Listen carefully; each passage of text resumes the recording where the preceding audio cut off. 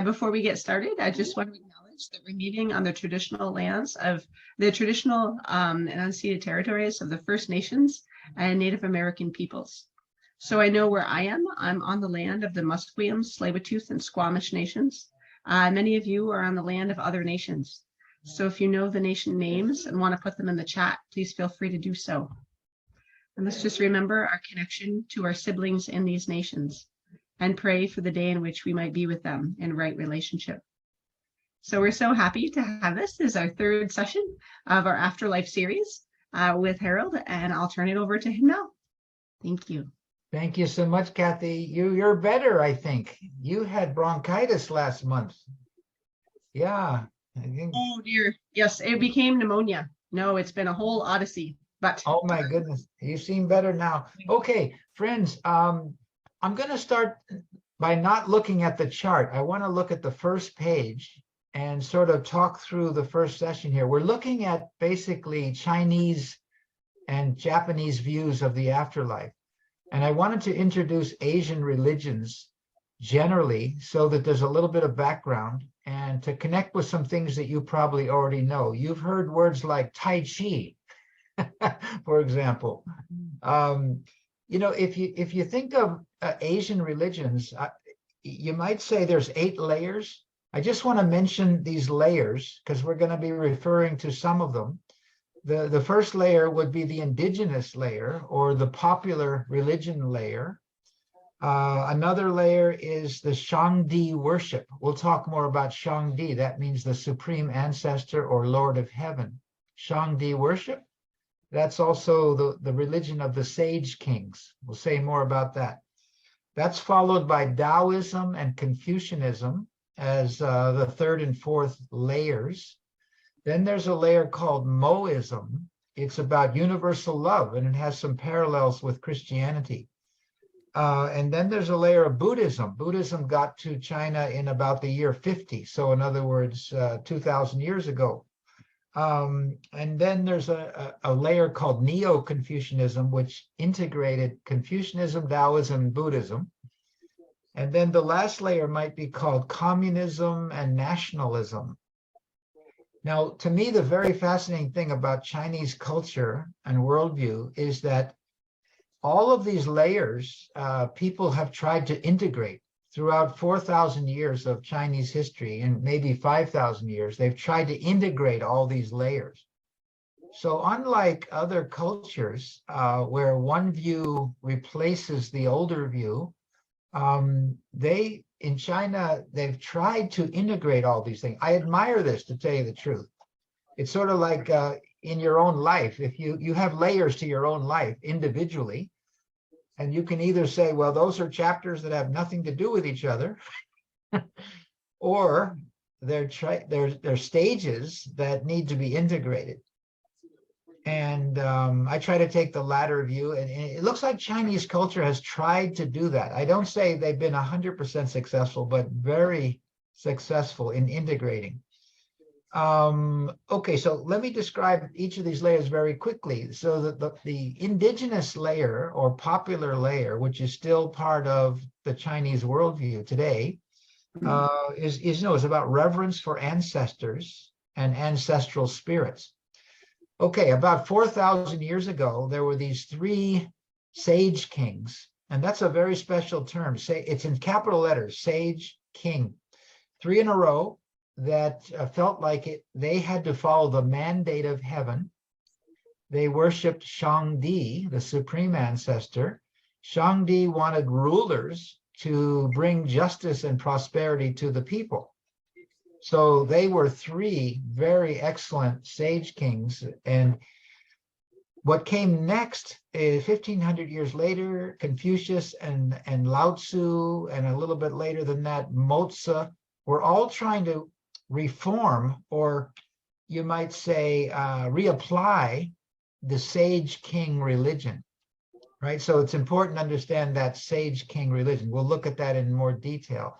Confucianism is a sort of a moral spiritual refinement project that profoundly influenced China and all of Asia over 2,500 years.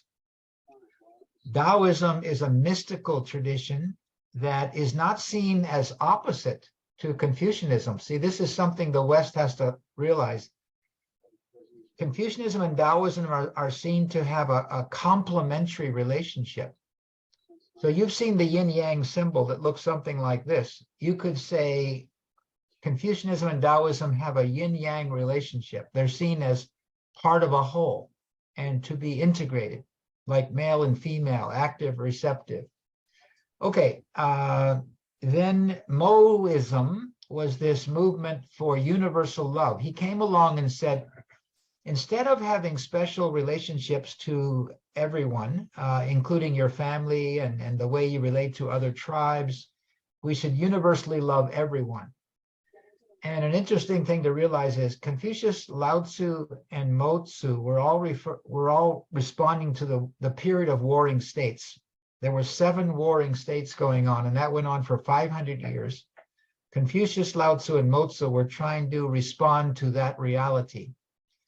Okay, after that, Buddhism came into China around the year 50, and it was part of the Han Dynasty, and then it influenced all the other dynasties after that. Neo-Confucianism was I really like it, to tell you the truth. It was an attempt to integrate Confucianism, Taoism, and Buddhism in the view that the universe is a developmental process. It's an educational process. We should investigate everything. We should do things deliberately. We should learn from the flows of nature and culture. So it's a very systematic point of view. I wanted to say something now about communism and nationalism. You know, Chinese communism has to be distinguished from, say, Soviet Union communism. If communism were dominant in Chinese thought, they would have united with the Soviet Union, but you notice they didn't do that, right? So I call it communism nationalism is the current worldview of China. And in other words, they weren't ready to give up, their national identity for an ideology of Karl Marx, right? So it's communist nationalism. And, the official policy is that there's freedom of religion. That's the stated policy. But there's always a big but. If any religion starts to be critical of the Communist Party, of course, they're repressed. And of course, that's happened a number of times. I just want a little bit more about contemporary China. There was something called the Cultural Revolution. These were the last 10 years of Mao Zedong's rule, and he tried to get rid of Confucianism, Taoism, Buddhism. He tried to get rid of all the people that were criticizing him. And remember, China likes to integrate a lot of different points of view. At least that's my understanding of Chinese culture. It wants to integrate all these layers. He was trying to get rid of them and leave only one layer, the communist nationalist layer.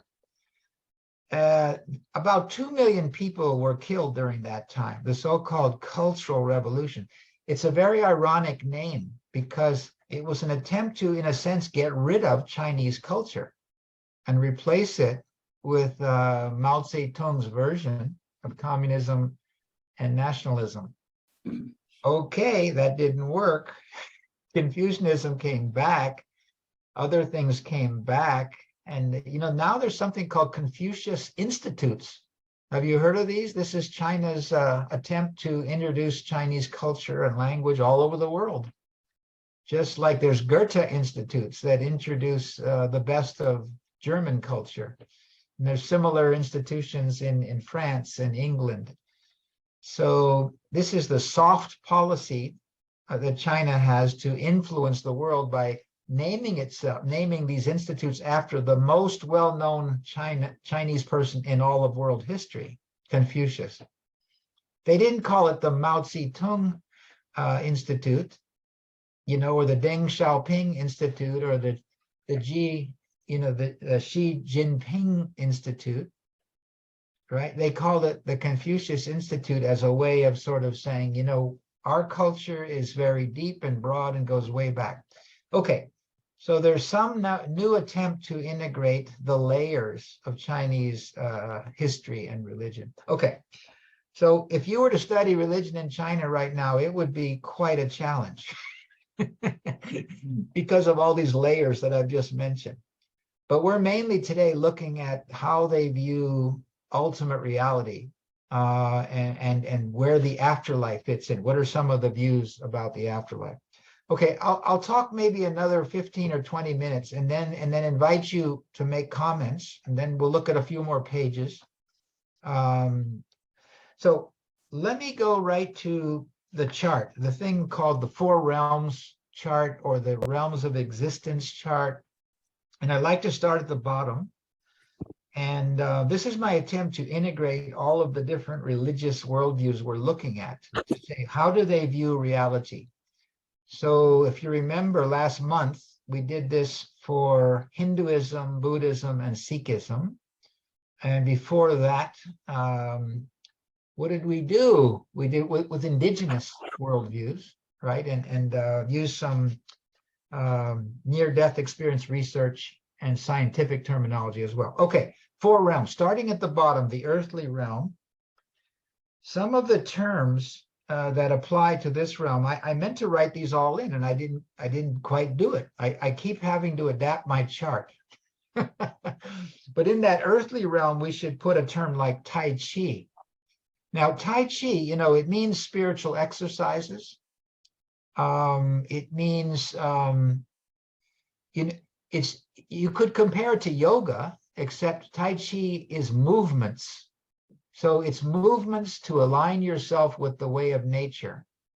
And a lot of people do Tai Chi. You can get up early in the morning in some places and see 100 people doing Tai Chi exercises just as the sun comes up. But Tai Chi also means it's a form of martial arts too. It's a very gentle form of martial arts, but it's also a theological concept. It means the great ultimate, or the universal mind, or universal energy. So in other words, Tai Chi should be written under the earthly realm in this chart, as well as up there in the fourth level, or the divine realm, because it means universal mind also and universal energy. All right. Other terms in the earthly realm, there's a word te, T-E, capital T-E, meaning something like virtue or moral spiritual refinement, or the ability to go with the flow of nature. Another key term is Ren, capital R-E-N. It means something like compassion or benevolence. You see, there already was a very deep belief in compassion and benevolence before Buddhism got there. This is why I think Buddhism was attractive to Chinese people through the ages. That's not the only reason, but it's one of them. Another term is the Tao. So the Tao could mean the way of nature, the way of physical nature, but the Tao is also the way of heaven. So the Tao has to be put in the earthly realm, as well as up there in the divine realm. Okay, so let's move up. In the afterlife realm, there's a concept called Tian, or heaven. And that's considered a realm of the ancestral spirits. That's considered, some Buddhist ideas have entered in there, like there's a realm of hungry ghosts. We talked about that last month. There's also this concept of the pure land, Sukhavati. It's a Buddhist concept, which means not only heaven in the afterlife realm, but heaven in a future state of humanity. So Sukhavati, or pure land, is maybe a little bit parallel to nirvana, which means sort of like extreme peace now, or extreme peace in the higher realms, right? So it's a little bit ambiguous in that same way. Okay, I'm jumping up now to this what I call the revelatory realm.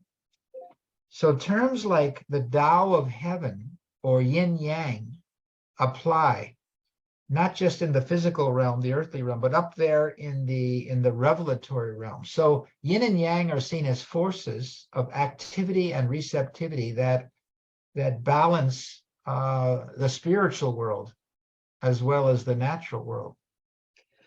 The term mandate of heaven is extremely important, I believe, because remember those sage kings? The sage kings were believed to fulfill the mandate of heaven, which means you're bringing prosperity and justice to the people. Also in this revelatory realm would go figures like the Chinese sage kings, Yao, Shun, and Yu, that was their names, and Buddha. Now, to me, this is a fascinating thing. Part of the reason Buddha was accepted is that he was perceived as something like a sage king, a spiritual ruler, capital letters, right? And they already had this concept of the ideal ruler or perfect ruler or ideal king. I want to show you an interesting symbol of the ideal king. You see that symbol? You see, up here is the realm of heaven, and this is the realm of earth, and this is the perfect ruler or ideal king. So he's integrating the powers of heaven and the powers of earth. He's following the mandate of heaven. So this is the Chinese pictograph for the perfect ruler or the ideal king, or the great sage, or the sage king. Those are all translations. Okay. And Harold, would all of these be male? Yeah, they have been. They have been. You know, when we get to, we're going to look very briefly at Shinto religion. There, they have a great ancestress, right? And Amaterasu was the sun goddess. So to me, Shinto is a little more balanced gender-wise, right, than Chinese religion. However, the yin yang, see, you could say half of those are receptive feminine powers or virtues or qualities, and half are masculine. And it's believed very deeply, if those get out of whack, something is wrong. They have to be in some kind of parity or balance or complementarity. So in that sense, not all is lost, you know, from a feminist point of view in terms of Chinese religion. There have also been some great women emperors too, you know. There was one who I like, you know, in the Tang dynasty, which to me was the best of the dynasties in China, which that was a dynasty during which Buddhism, Taoism, Confucianism, even Zoroastrianism, Christians were welcome to come into China too. Muslims were just getting started at the later parts of the Tang dynasty. They had an incredible empress then, who's, you know, was quite excellent ruler for about 20, 25 years. Okay. Now I'm jumping. This mandate of heaven thing is like the corresponding concept would be the covenant for Jews, Christians, and Muslims. Mandate of heaven, the will of Shangdi, the will of heaven for humanity. Following that is vital. Of course, most rulers don't. So the ones that do end up having enormous influence. Yao, Shun, and Yu, those sage kings, were contemporary with Abraham. To me, that's an interesting little parallel. So you could say Chinese religion proper goes back about 4,000 years. Same thing with Judeo-Christian religion. Okay, then I'm going up to the divine realm. Shangdi means supreme ancestor. A more abstract term in Chinese thought is Tai Chi, meaning the grand ultimate, or the universal mind, or the universal energy of the universe. Transcendent order, eternal realm. Kamafuchi, it means great ancestors. That's a Shinto term for that higher realm. Okay. Friends, I want to show you an interesting parallel. I showed you this symbol right here. This is the Chinese pictograph for king or sage king. Here's an interesting little symbol, a Baha'i one. The top layer there means heaven. The bottom layer means earth. And the one in the middle is the manifestation of God, or the prophet with a capital P. The line connecting them is thought to be the Holy Spirit. Do you see any similarities between these symbols? Deja vu. you know? The reason I bring that up is because the Western religions sometimes say things like Judaism, Christianity, Islam. They say, well, I see family resemblances there, but there are no family resemblances with Indian and Asian religions. And I think that this is a misperception that eventually will be understood a lot better because of people like Kathy or people who bring the religions together to have a more careful look. And Harold, obviously. And me, yeah, people like me. So, see, this is very parallel. Donna has a comment or a question. Oh yeah, please, yeah. Donna, if we just unmute you. Sorry, you're on mute, Donna. Sorry. And Ken Wilber, yes. I was just going to ask and comment Sure. that the Asian religions are really religion philosophies. They're Thank you. encompass, it's not just man's relationship to a spiritual being, but Right. it is a way of life. It permeates through all of their society, and it's Absolutely. not isolated to a form of worship. Yes. You know, I tell you why I tend to overlook that, what you just said, because I think of religion as a way of life and a philosophy, no matter where it is. There's always a way of life aspect or social dimension, cultural dimension. There's always philosophers. But many Chinese are both Buddhist and Taoist and Confucianist. Right. And that, all yeah. together. Now, Altogether. that is something that's, I think, distinctive, and I love it, that you can embrace 2 religions, 3 religions, 4, I mentioned 8 layers. See, the contemporary, well-educated Chinese person might have see some degree of truth in all those layers. Exactly. Right. Exactly. And not see a contradiction in doing that. That's quite beautiful. And I think that's a yin-yang orientation to differences, so-called differences. They're more like complementarities and things to be balanced. Okay, very good. I wanted to just keep chatting a little bit more and then open it up entirely and then go back and show you a few more things and then open it up again. Okay, so we've looked at the bottom of page 1 of the handout mentions some more concepts of ultimate reality, Chinese concepts. I just want to look at them again quickly. Shangdi is almost like a personal deity idea, right? But it has a little bit of impersonal aspects to it as well. Tian means heaven. Tianming, wow, that's a big one. You see, a king is supposed to follow the mandate of heaven, or Tianming. If they don't, that's a rationale for what? Revolution. Getting rid of one dynasty and replacing it with another. So Tianming is a religious concept and a political concept and a social concept, and it got lots of layers to it. The Tao means something like the way of nature, the way of heaven, the mother of all things, the source that cannot be named. We'll look more at that later. And then Te and Ren are powerful moral concepts. Moral refinement. We should be involved with morally refining ourselves through education, through contemplation, through good work, through obedience to reasonable authority, that sort of thing. Ren, divine compassion or magnanimity or benevolence. It's hard to define some of these moral concepts. They go very deep. Then yin yang, to me, is both part of moral consciousness, spiritual consciousness, political consciousness. It's looking at the world as with forces that are arrayed in combinations, right? And meant to balance each other.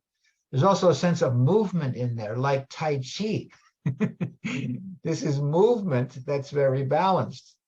I think that's a major insight into Chinese thought. And then Buddhism comes along, with some sophisticated concepts like Dharmakaya, Dharma Dhatu, absolute reality, the eternal truth body.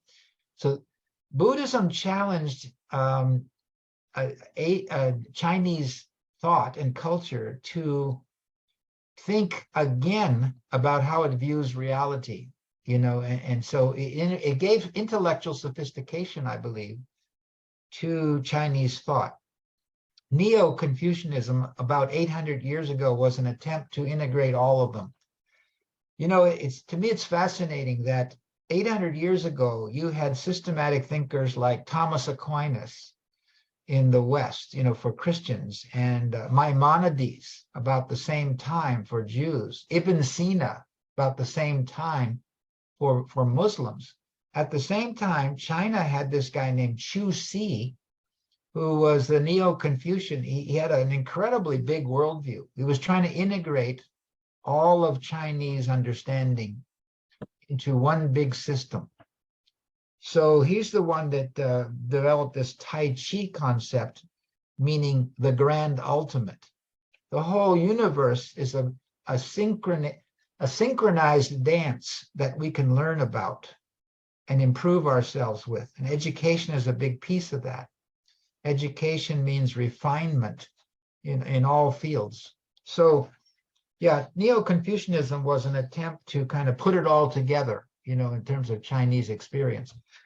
Okay, that's enough for page 1 and page 2. And then in page 3, I mentioned there's some quotes here, some from Taoism and some from Confucianism. I thought we would read those, then stop and hear your reaction so far, or things I mean, some of you may well know more about some of this than me. That's quite possible if you've maybe taken Tai Chi, for example, and studied it deeply.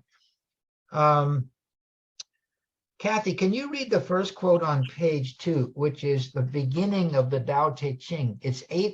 Tao Te Ching is a skinny little book, 81 short poems that are profound. Oh my goodness. Yeah, so Kathy. Yes, no problem. The Tao that can be named is not the eternal Tao. The name that can be named is not the eternal name. Unnameable, it is the origin of heaven and earth. Able to be named, it is the mother of all things. So that can either give you a headache or inspire you, right? It's an attempt to talk about the Tao. And they're saying, well, you can't talk about it. And yet they're doing that, right? They're saying you can't pin it down because it's some sort of a cosmic force, the mother of all things, the origin of all things. We want to align with it. Kings should align with it. Then they would come closer to being a sage king, etc. Yeah, Sorry. Sherry, hands up. Sherry, please. Sorry, where were you reading from? I'm lost on the page. Page 2, or the second Oh. page, it's under Lao Tzu's Nature Mysticism. Okay. It was that Got it. first quote from Taoist scriptures. Okay, and then just a few more. Now that you found it, Sherry, can you read 3 and 4? Okay. The Tao brings forth all things, its virtue fosters all things. With matter they take shape, and circumstance perfects them all. That is why all things honor the Te and venerate its power. When the Te brings forth or creates, its power fosters all things. They grow, are reared and fed and housed until they come to ripe maturity. This is the mystic power of the Te. Okay, so I'm trying to translate this maybe into Western consciousness. It's easy to translate this into Buddhist consciousness, I think. It's sort of like saying, reality is this interdependent web. Things are being nurtured all along the way. Things are interdependent. It's not random. There's a flow to it. So you could take this as mystical guidance. You could take it as scientific insight into how the world works. There's always a flow of things. You could redefine all fields of knowledge as a flow. Economics is one kind of flow. Politics is another kind of flow. Education is another kind of flow. Scientific learning is another kind of flow. So that's a Taoist way of looking at things. Okay. The sixth quote down there, the Tao of heaven plays no favorites. It always succors the good. There's a concept in Western religion called providence, which to me is a little bit parallel to this. It's sort of like, so the divine power is nurturing all things so that eventually it all works out well. So you could say the Tao is doing something similar to that, right? Okay, and then there's a couple of Confucian quotes near the bottom. Can I pick on somebody to read one of these? I'm going to read it myself. Okay, there's the number one is part of, Confucian writing. Man is the heart and mind of heaven and earth, and the visible embodiment of the five elements. He lives in the enjoyment of all flavors, the discriminating of all notes of harmony, and the enrobing of all colors. It is the goodness of man that gives to neighborhoods and regions their abiding beauty. Now, do you remember this quote here? I mean, not this quote, but this symbol. So the idea of heaven and earth, and with human beings, sort of in between, and this role being the king or the ideal ruler. So you could say humanity is somewhere here. This is the earth. Humanity is about here. This is the ideal king or sage king or perfect spiritual ruler like Buddha. And up here is the divine realm. Okay. So some people say Confucianism is humanistic and not religious. But because Confucius was echoing and also refining or reapplying the Sage King religion, there are echoes of heaven in there. He doesn't say heaven doesn't exist. He's saying what we should emphasize is how we can mirror heaven down here through good behavior, through good family rituals, and through music, and through dignity, and the way people relate to each other. Okay, any volunteer readers for, okay, please, Paula, can you read number 2 at the bottom of page 2? It's a Confucian quote. Only those, okay. Only those who are absolutely sincere can fully develop their nature. If they can fully develop their nature, they can then fully develop the nature of others. If they can fully develop the nature of others, they can then fully develop the nature of things. If they can fully develop the nature of things, they can then assist in the transforming and nourishing of heaven and earth. If they can assist in the transforming and nourishing of heaven and earth, thus can they, I'm assuming it's they, form with heaven and earth a trinity. That last line. They can thus yeah. form with heaven and earth a trinity. I don't know if that reading does anything for you, but it gives me goosebumps. Like that's quite powerful. So they're saying, the purpose of life is to understand things well enough to bring them to their fulfillment, so to speak, nurturing them. And when you do that, he says, you're linking heaven and earth.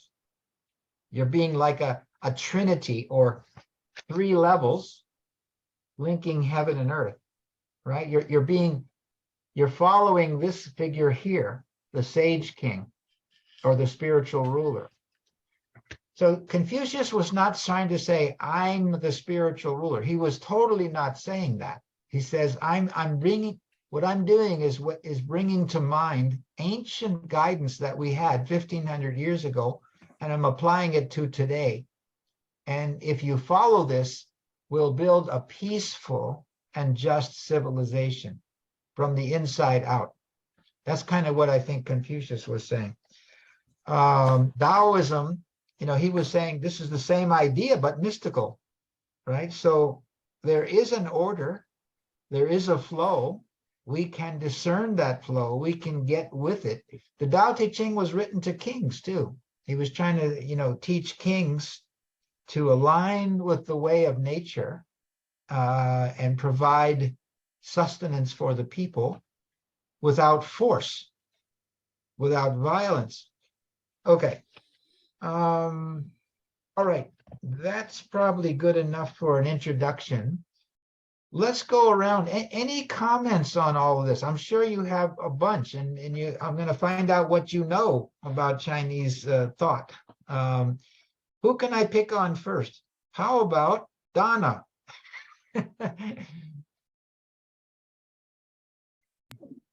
Just excuse me for a second. Okay, I do have a comment that I want to share with everybody. I have a question first, which is, Mhm. ever come across this word mohist? Where does that come from? What Oh, Moza. You know, Moism is the name of the point of view that Mozart taught. And his basic idea was we should not only love our family the way Confucius was emphasizing, we should love everyone universally and in almost the same way. Let me give you a quote from Mozart. He's on page 3. I really love this stuff, actually. I'm reading, it's 2/3 of the way down on page 3. It says, heaven loves the whole world universally. When all the people of the world love, then the strong will not overpower the weak, the many will not oppress the few, the wealthy will not mock the poor, the honored will not disdain the humble, the cunning will not deceive the simple. Whoever loves others is loved by others. Whoever benefits others is benefited by others.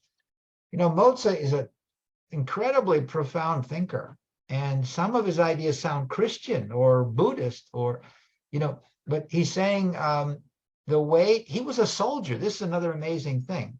He was a soldier that sort of had a Paul on the road to Damascus conversion. He said, you know, this war stuff is not working.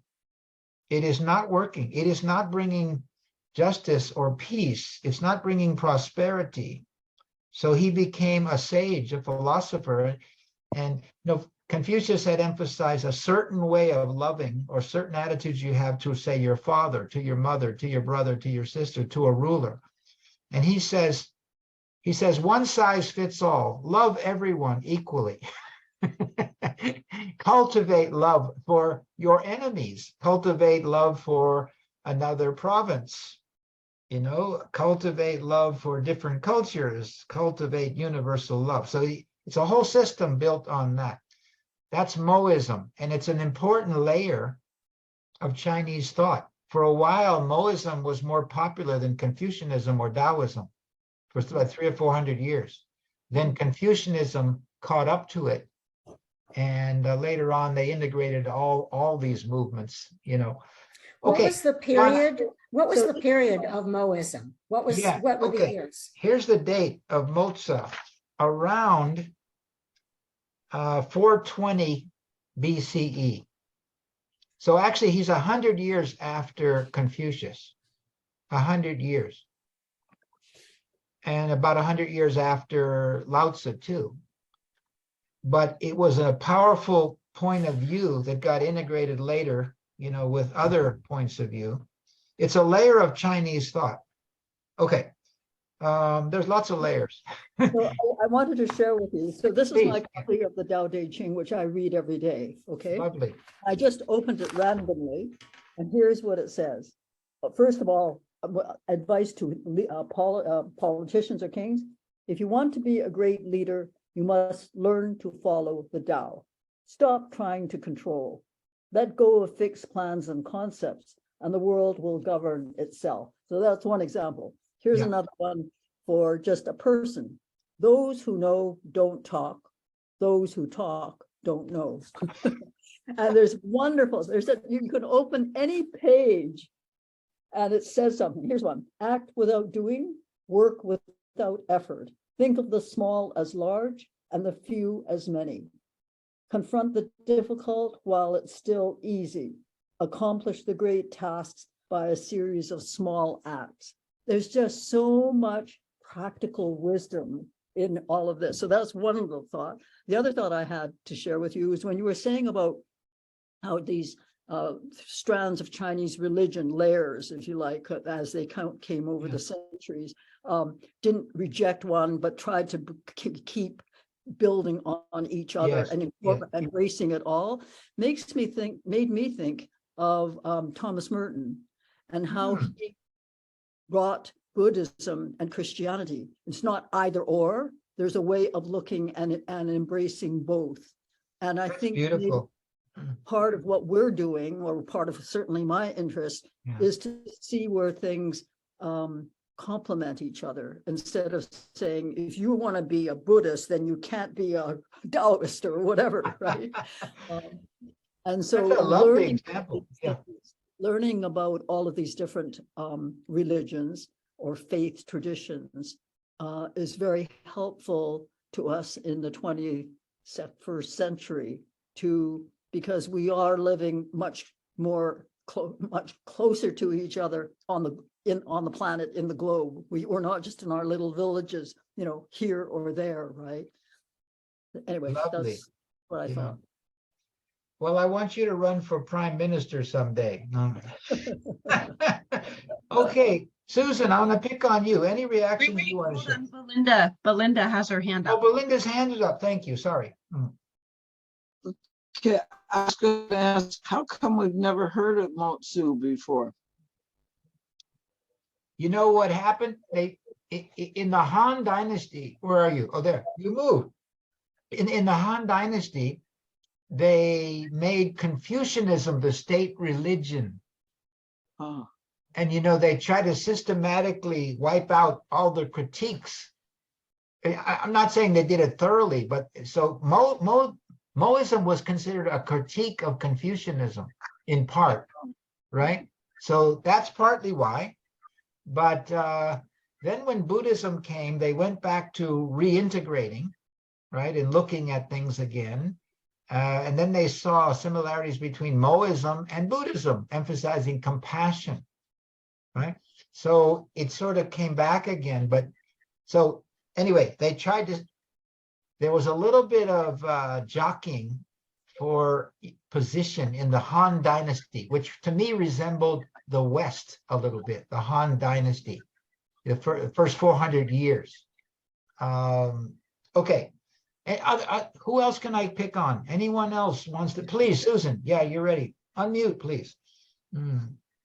So in all of these realms, where are the evil dark forces? Are there evil or dark forces? We might.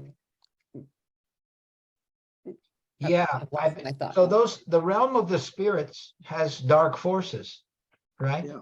And especially in popular religion, mhm. and there's all kinds of rituals for how do you purify your home, right? To defend yourself from the dark spirits. Yeah, they're there.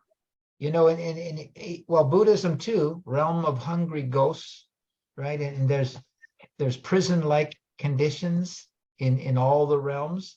Well, I shouldn't say in all the realms, the earthly realm and the afterlife realm. Then not so much in those upper two, right? Those are where the bounty and guidance come from, the highest realms. Okay, any other comments, questions, observations, polite complaints? I may be getting some of this wrong. Kathy, what do you think about all this so far? I love it. This is great. I love hearing about the layers and how they integrate. This makes me very happy. I'm thinking of you as being very much someone who would have been a thinker at that time, who's like, okay, I feel like this can work. Let's study this. How's this going to work? And so I just really appreciate that. Well, what a big compliment. Something I saw about I love this. Chinese history is some of the most sophisticated. They had records because the Sage Kings started a practice of, we keep records of what we do. Why? So we can do better. In other words, the purpose of history is to learn something and keep improving. And Confucius emphasized that again. And so in most of Chinese culture, there's been a sense of, we got to learn from there's no sense making a mistake if we don't learn from it, right? So I think that's why they've been a pretty powerful and great and influential civilization, despite a lot of problems like that 400 or 500 years of called the period of warring states. In fact, that's in the mind of many people, that the philosophies are responses to that, right? We need guidance to avoid conflict and attain harmony and balance. Okay, other comments, questions, Yeah. please, Paula? Yeah. Throughout this whole discussion of China, I've been so conflicted because of the current situation with China, which is so completely opposing to Yeah. everything we're saying about the wisdom. And I've done a reasonable amount of reading of what it was like to be a Chinese citizen in the last century. And It wasn't great. it's not pretty. It's not No. pretty. I can't help but wonder if, and this is an Eastern thing in general, Yeah. the sense of obedience that's been instilled in people sets the stage for the rulers to be, to be gods. I mean, learning about this, it's almost like, of course, people are able to accept that Chairman Mao was wise, even though obviously the man was a madman. I mean, he was absolutely a lunatic. And what was the statement? 2 million people were killed during the Cultural Revolution. I mean, it's like Stalin, right? Yeah. So there's an aspect of this that's very dark. Absolutely. But you could say that about the 20th century. Absolutely. The whole Absolutely. 20th century, Nazism, different Yes. forms of, so pseudo religions were dominant in the 20th century. Yeah. Okay. So to me, the overwhelming wisdom that we can learn from this is what I'm looking, my long view is that the West, I mean, I'm not so familiar with the East, but in the West, there was a moving away from faith in God, a moving away from an appreciation of that this manifest world is not all there is. And there was a movement towards worship of science, scientism, science as religion. And I think that we are completely engulfed in this now. So that's where I see the problem lies. It's not which religion, it's that any faith in God, any faith in a creator automatically creates humility, creates an appreciation that, hey, this world is not all there is, there's more to it, and makes the person think of, the next step is, how can I behave in a way such that I can create a better world around me? But that it has to start with humility. It has to start with an appreciation of, we're made as little pieces of creation, that we ourselves can be the creator. We can be the hands of the creator in this world. That's the way I see it. That's beautiful. I just have hope that China is going to outgrow this, communistic, materialistic phase. It's unsustainable. It's unsustainable. So you could call me pie in the sky idealistic, but I don't think so. And they have great resources and they have not lost them. They have not lost them. They're there. Okay, Donna, and a few other comments. Yeah, Donna. You're on mute, Donna. Just a Oh, second. Donna, you're muted. Sorry. Yeah. Just a couple of comments. One, to address the question about where's the dark side. I just regularly, I'm a docent at the Sun Yat-sen Gardens. So Wow. I explain to people the basis of the design of the gardens is Taoism. So here's my little explanation, but it may help all of you have a better understanding. So I show them the symbol. And I said, one of the basis, it connects to the garden partly, but one of the tenets of Taoism is that in order to have a completion, wholeness, you have to have both. You can't just have one. If you just had one, you would not know or appreciate it. It is because all of this is just this.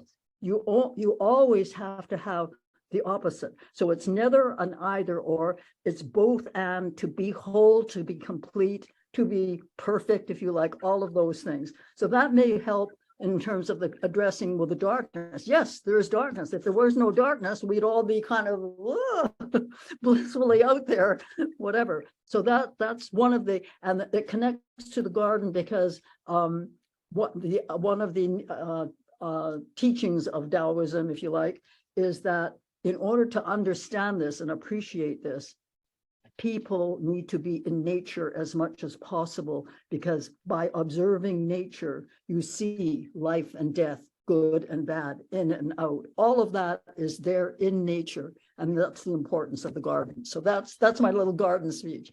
The other thought that I had to what Paula was saying is, how can China, how can people allow themselves to be directed so much by authority?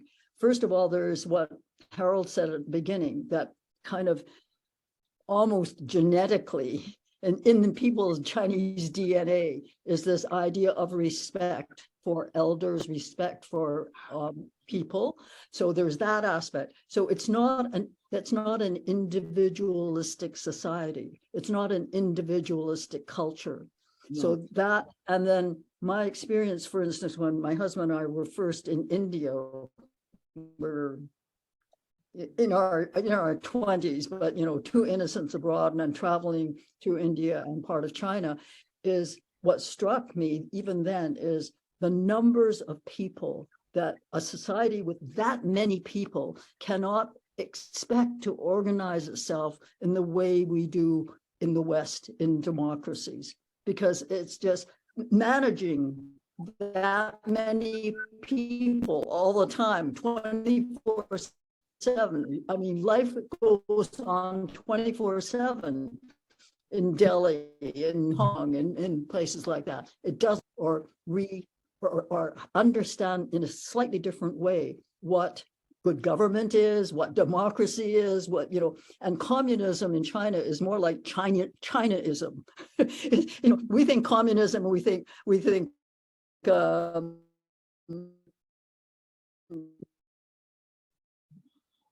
Soviet Union or something. Karl Marx, and we study all of that, and how all the teaching brand of communism is very much tailored or formed by all the things that Harold has described.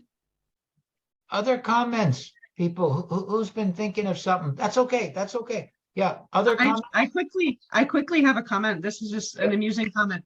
So this is part of the Living Interfaith Sanctuary, my organization, and we record all of our services and all of these, and we put them up on our YouTube channel, and we have almost 100 videos on our YouTube channel.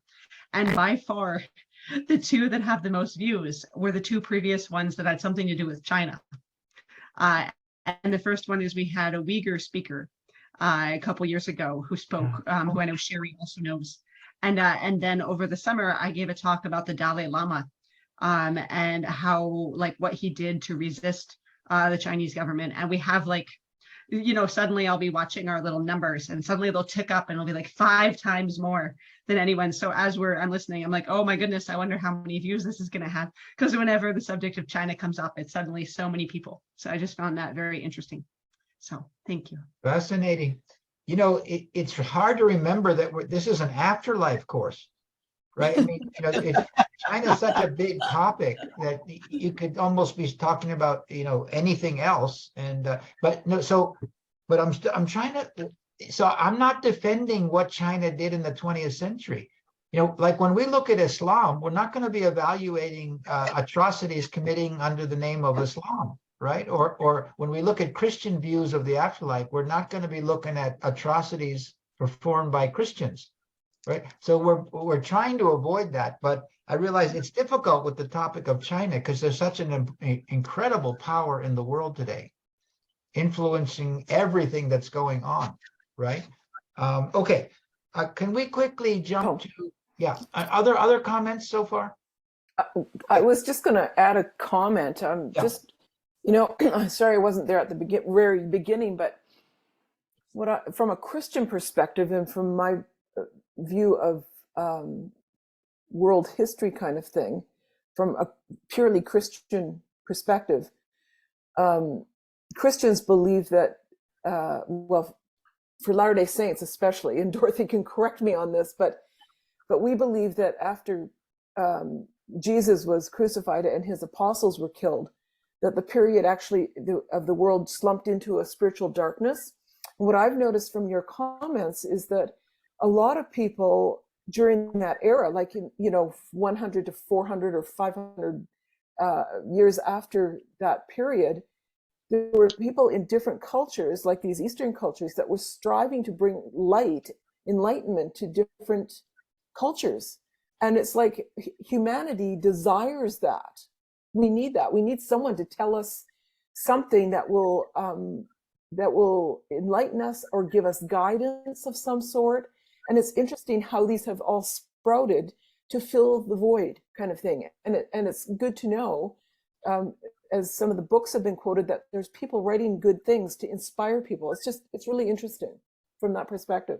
People who study history get depressed. And I figured out a way to not get depressed when you look at history. Look at the high points, right? So all of these great religions generated incredible high points. And I've tried to study them to see what's going on there. Okay, I want to quickly get to some of the teachings from I see Belinda has a comment. Okay, Belinda, yeah, Belinda. Okay, here I am. Sherry said something that provoked this thought in me. Light comes, it's the light that's important, not the lamp. And you were talking about people seeking light in different parts of the world. So yeah, you look for the light wherever it is. And it's not the lamp that's important. Thank you for that metaphor. Yeah, because I'm trying to show you the light of Asian religion. Right? That's why it's been positive compared to what you could call atrocities done, perpetuated by Chinese in the 20th century. We're not looking at those. We're trying to get at the light. Okay, I'm on page 4, and I want us to go through about 6 or 7 of these quotes from Chinese scriptures that give insight about how they view the afterlife. Who can I pick on to read? Susan, could you read 1 for us? Number 1 on page 4. Surely. If we investigate the cycle of things, we shall understand the concepts of life and death. The knowledge of spirit embraces all things, and its way helps all under heaven. Spirit molds and encompasses all transformations of heaven and earth without mistake, and it stoops to bring things into completion without missing any. Spirit has no spatial restriction, and change has no physical form. You see, one of the things I try to emphasize is scripture, to me, is a special kind of literature. You don't just read scripture once and you think that's it. You see, in other words, what you just read is worth pondering and pondering and pondering again. It has implications for and it goes back to those sage kings. The I Ching, they think, goes way back to the sage kings, which was 1,500 years before Lao Tzu and Confucius, right? And so he's commenting, this is from that body of literature, and along with Confucius's comment on it, right? So this is proof that Confucius was not a pure humanist in this, like he was aware there are higher levels, right? So you have to spell spirit with a capital S and way with a capital W. Okay, who else is willing to read? Can I call on, a hand is up. Belinda, I'm gonna keep rolling for a while because I wanna get these quotes out and then Okay, it's all right. I've forgotten now what my question was. I intimidated you. I'm sorry, but hold it. It'll come back. I want to get some scriptures out there because it's too easy to just run sideways on all this stuff. I want to show you some of the scriptures. Yeah. I wanted to ask who your translator is, your I Ching translation is. Okay, I'm going to have to email you again. I'm not a good scholar. I don't even put those sources because I'm trying to make a simple thing. I'll email you privately about that. Okay. I'm going on to, who else can I pick on to read? Please, Donna, can you read 3 and 4? Oh, you have to unmute, Donna. Okay. That's so that you don't hear all me. The bones and flesh molder below and hidden away become the earth and the fields. But the spirit issues forth, and it is displayed on high in a condition of glorious brightness. So this is from Confucius. I put this in here to show people Confucius is not against the higher realms, is utterly aware of them. Okay, can you read number 4? This is Confucius again. Music rises to heaven while rituals are patterned on earth. Therefore, the wise create music to correlate with heaven and create rituals to correlate with the earth. When rituals and music are well established, we have heaven and earth functioning in perfect order. That's the yin and the yang. Yes, indeed. Okay. Let's hear one from Lao Tzu, number 7. Who else is willing to read? Belinda, can you read 7? Thank you. I'd love to. The world has a beginning. That is the mother of the world. Once you find the mother, thereby you know the child. Once you know the child, you return to keep the mother. Not perishing through the body die, though the body. Yeah, using the shining radiance, you return again to the light. This is called entering the eternal. Lao Tzu, Tao Te Ching. Okay, you know that phrase there in the middle line there. Once you know the child, you return to keep the mother, not perishing, though the body die. See, so something goes on. I'm just trying to show you there's plenty of afterlife material in Chinese scripture. Yet Westerners say, oh, you know, they're so subdued with their theology and their affirmations of higher levels. I don't think so. I think it's more subtle, but it's there. Okay. Who else is willing to read? I can read again, Harold, if you like. Okay, you know, read number 10. It's a short one by Mencius. I want to tell you about Mencius. Okay. The soul's power is exceedingly great and exceedingly strong. If nourished by uprightness and not injured, the soul will fill up all between heaven and earth. Wow. That is a wow. Yeah. So Mencius wrote a big book called the Mencius, which is full of the dignity and power of human nature if we open up to the wisdom of the great sages, and if we accept Confucius's attempt to modernize, so to speak, the ancient wisdom. So Mencius, a very sophisticated ethical thinker. You know, he even said we can almost become a sage king ourselves. Some people say, no, the sage king is a higher level of reality. You can't become a sage king. So those are 2 points of view in Chinese thought. Can you become a sage king? Mencius almost thought you could through education and spiritual discipline. And others say, no, that's a special, that you're an intermediary between heaven and earth. That's a different station. There's a similar argument among Muslims. You know, can you become like Muhammad? Or can you become divine all by yourself? And then others say, no, the infinite, we can't get all the way to the infinite. We can only make progress within our station. That's an argument that I see all over the world in different religious traditions, the station people can attain to. All right. Look at I have a please, yeah. comment. Paula.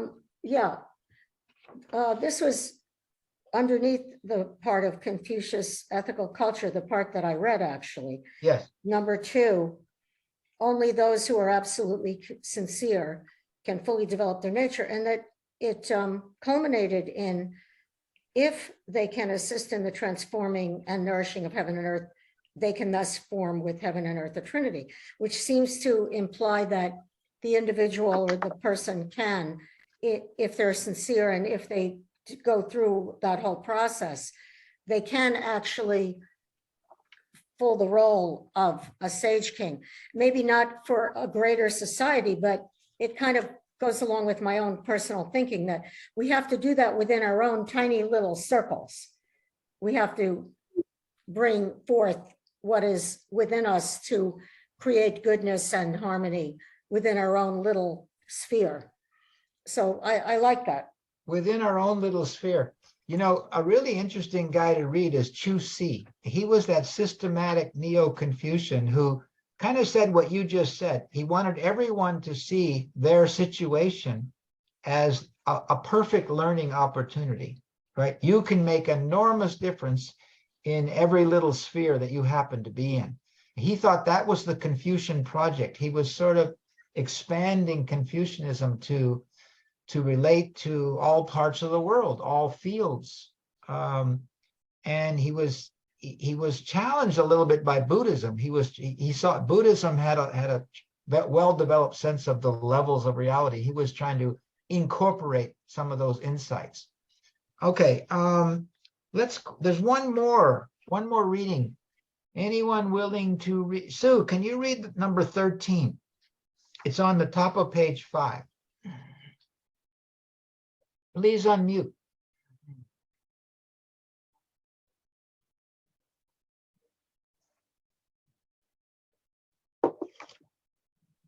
Can you hear me?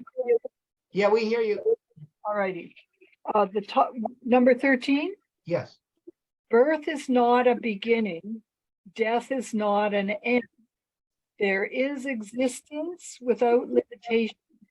There is continuity without a starting point. There is birth, there is death. There is issuing forth and there is entering in. That through which one passes in and out without seeing its form, that is the portal of God. Chuang Tzu. Chuang Tzu. See, Chuang Tzu was to Lao Tzu what Mencius was to Confucius. So you could say Mencius was like a more sophisticated philosophical, ethical thinker applying Confucius. And Chuang Tzu, this guy is a very creative writer, makes you think. Like, look what he's saying right here. That through which one passes in and out without seeing its form, that is the portal of God.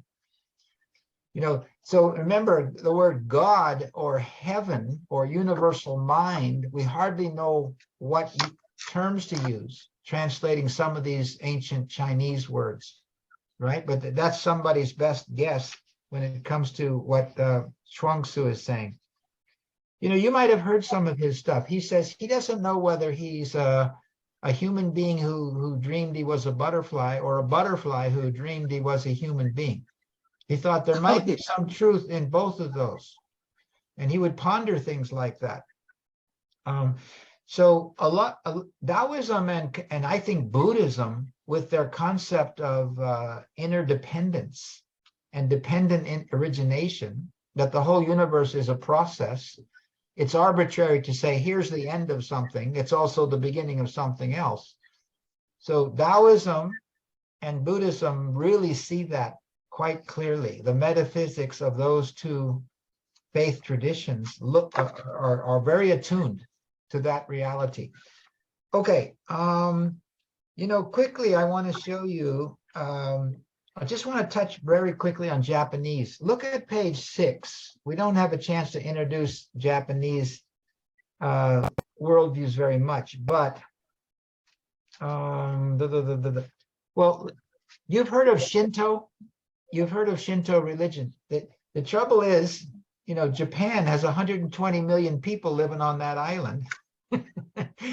And so Shinto in the 20th century broke up into different kinds of things. Shinto was aligned with the view that the Japanese culture is superior to all other cultures and should conquer the earth, including China. So Shinto got very tied up in ideological politics the same way China got swept up into ideological communism. Some bad things happened in Japan, but in this course, we're trying to look at the positive part of Shintoism. The idea of kami, to me, is fascinating. It means something like spirits. So ancient Japanese thought is full of that. The world is full of kami. And for example, a waterfall has kami. A hill has kami. Then the kami are rank ordered too.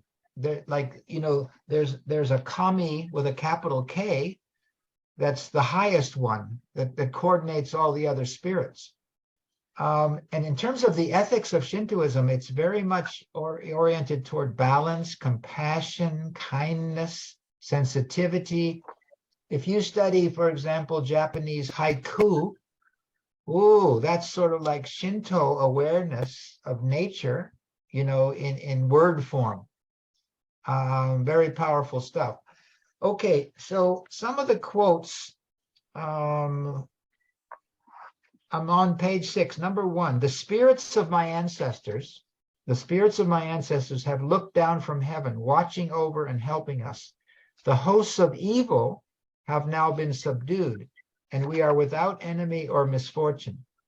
Let us now therefore give worship to the heavenly deities, vowing to abide by the teachings of our imperial ancestors. So, you can look at Shintoism as a highly political system, or you can say it's an indigenous tradition that got very well developed over the years. Also, Buddhism came into Japan as well. And so there was a similar attempt to integrate Buddhist insights, or say Buddhist priests will do this, Shinto priests will do this, complementarity. And there's one more I really want to show you of this and then open it up again. Who is willing to read number 3? Okay, Donna, please, number 3. Yeah, bottom of page 6. Unmute. Yeah.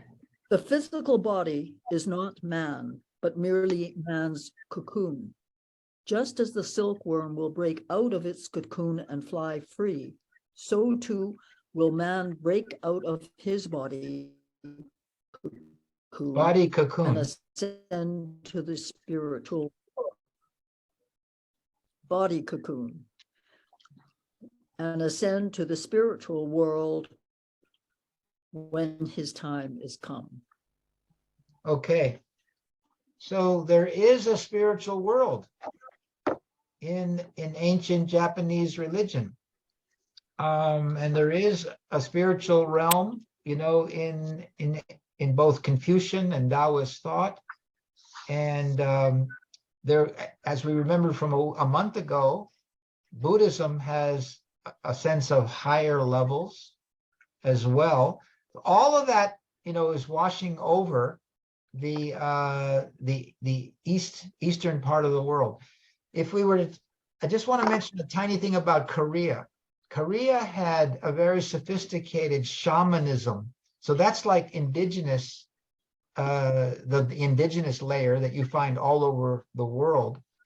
But shamanism is you might say, a spiritual expert who's very aware of lower, middle, and higher realms, and sees that every problem that people have, you can solve it by working at those different levels. So Korea had a very sophisticated form of shamanism, which looks like some of the things that emerged in Australia and out of Siberia. But then Buddhism got to Korea too, in pretty quickly. I think in the year 400 or 500, Buddhism got into Korea. Later on, Korea was open to Christian influences. So South Korea especially became like an explosion or an experimental center of different kinds of religion. Japan too. After World War II, Japan opened its doors, and different types of Christian groups got to Japan. Latter-day Saints got to Japan. on one hand, you'll hear people say things like religion is dying in the East, just like it's dying in the West. But I think it's not true of Korea and Japan. They've opened their doors and they're genuinely interested in learning, you know, and so religion is in a sort of a pluralistic but healthy state, I believe, in South Korea and in Japan. A lot of interfaith conferences are sponsored by Korea and Japan. You know, there's a type of Buddhism called Won Buddhism, which in a way is like another religion that grew up in South Korea. And they're one of the groups that sponsor a lot of interfaith activity. And then there's that border between North and South Korea. A lot of devotions happen there, prayers, you know, right at that sort of demilitarized zone that the UN tries to monitor. That's an important spot for interfaith devotions. Okay, I'm trying to give you a quick view of what ways of looking at levels of reality and the afterlife in the East, and they're really quite rich. Any comments about what we've touched on today? Who didn't get a chance to say something that wanted to?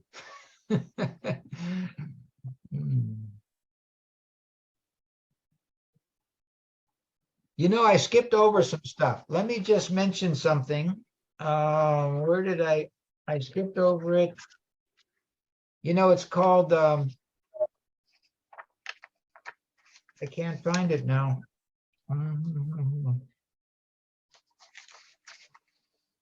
Oh, friends, page 4, near the top, there's something called Joss or spirit money or hell money.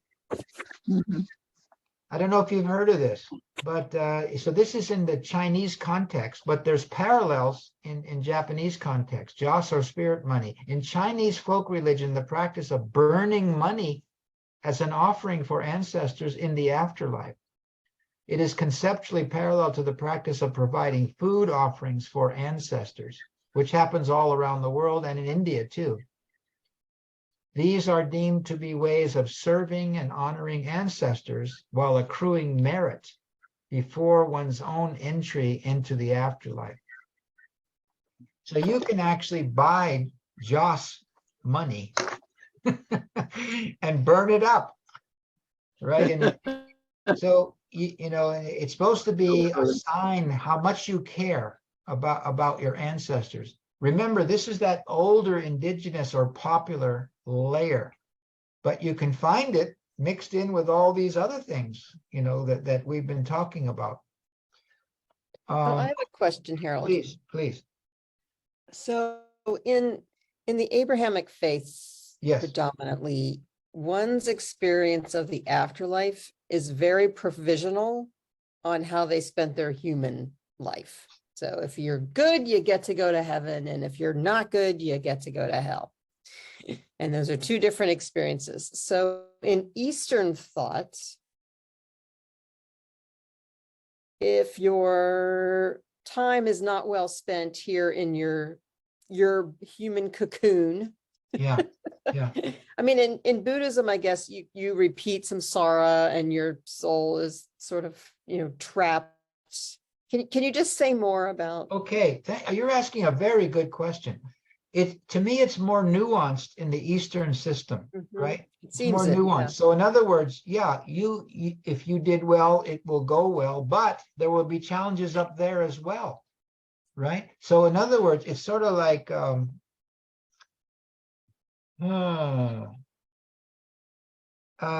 actually, you know, see, next month, we're going to take a look at Zoroastrian and Islamic. And then after that, Jewish and Christian and Greek. I'm just throwing in ancient Greek too.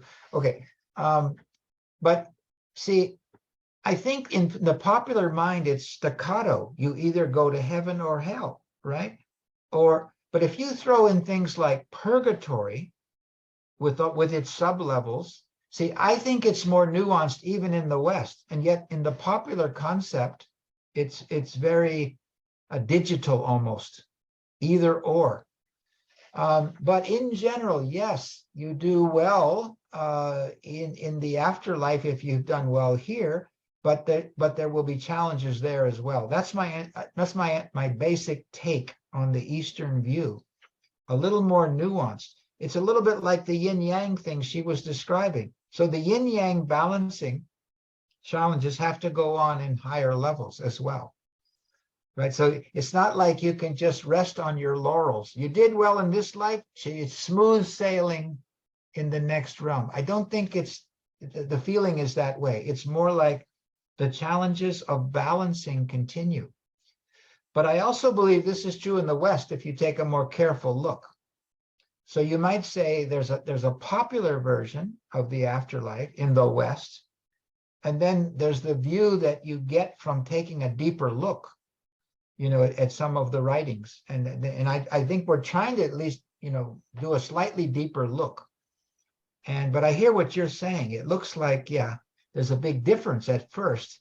And I think the more carefully you look, the less the difference appears. Yeah. Taking off from what Susan just said, what about karma? I mean, because that's what you're talking about, right? Yeah, karma, you carry with. So all I can say is, I haven't, maybe I'm not deep enough on this, but the type of Buddhism that got integrated into Chinese culture, the most popular form was called Pure Land Buddhism.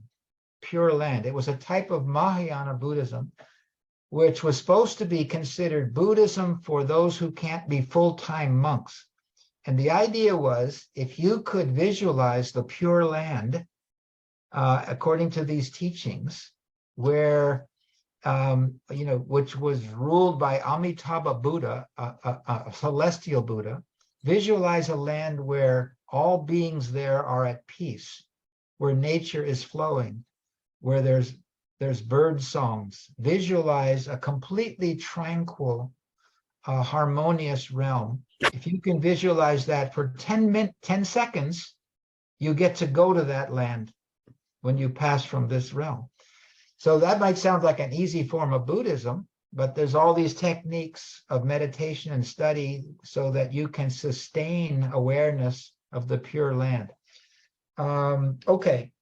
But you asked about Dharma. My understanding is Dharma, there's still Dharma challenges in the higher realms. Maybe Kathy, please answer this. What is your concept of Dharma in terms of the afterlife and Buddhism? Oh, well, I thought she was asking about karma. With Dharma, you go beyond it. So when you get to the other shore, you let go of the things that got you to the shore. So the other shore, when you pass over into nirvana, or kind of the ultimate nirvana, parinirvana, then you let go of the Dharma. So that's part of why you're not supposed to cling, because keeping it is another kind of clinging. And you're supposed to let go of that so you can just be at peace with it. So I think that it wouldn't continue on in popular notion. Okay, who asked this? Paula? Who asked this? I asked about karma in the sense of the consequences. Consequences, yeah. Yes. Yeah. I want to highlight, I'm sorry. And then I want to highlight what Dorothy just typed. So Dorothy typed in the chat, the idea that we get what we deserve, either or, is very discouraging. My understanding is that our Creator loves us much more than that. Where is my heart? What are my works? What are my challenges? So much to put on the balance. Yes.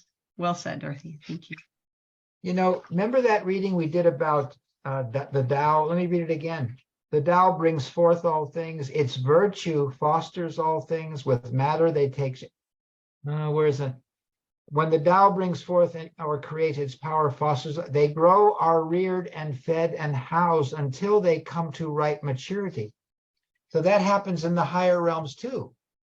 That's how I'm reading that. So the Tao works at this physical realm we're in, as well as the higher realms. And it's sort of like a learning process, a perfecting process. It's a little bit parallel to the Tibetan Book of the Dead. So there's plenty of learning opportunities in the higher realms. But I did a poor job on this karma one, because that throws me, that's a Hindu concept. right, as well as a Buddhist concept, and I can't quite apply it very easily to the afterlife. Okay, I think we ran out of daylight.